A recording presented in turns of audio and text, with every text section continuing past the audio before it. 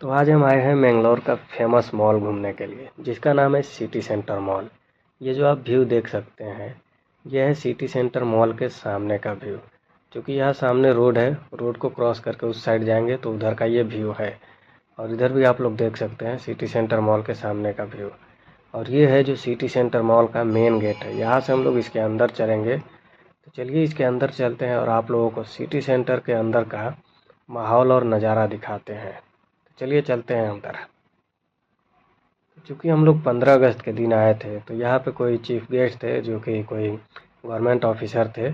आप लोग देख सकते हैं यहाँ पे पूरा झंडा वगैरह लगा हुआ है, तो इससे पता भी चल रहा है कि हम लोग 15 अगस्त के दिन ही गए थे। बाकी चलिए आगे का नज़ारा देखते हैं हम लोग।